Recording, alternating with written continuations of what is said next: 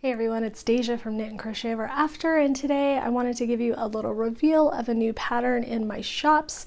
This is the Twinkle baby blanket. It is a crochet pattern, and if you follow my Instagram, you saw me making this on a road trip recently, and it's a great road trip project because it's a one row repeat. So I tried to make this a very easy project for beginner crocheters that want to make something for, the baby to be, but have it look fancy and interesting because it's got some really cool texture in there, but it's super simple stitches, like very, very simple. Anyone could make this.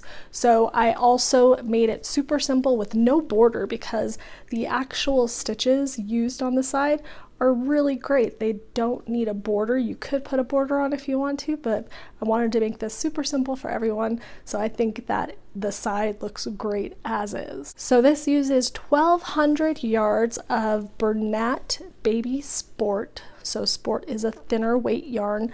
I used a 4.5 millimeter crochet hook.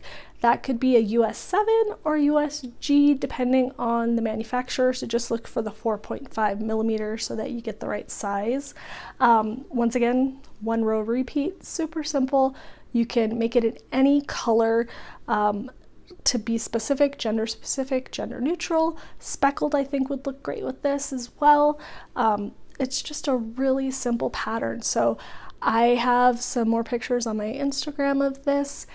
I would love to see what you make, so tag me on Instagram if you buy it and make it, but the link to the pattern to purchase it are in the description below to my main Etsy and Ravelry shops.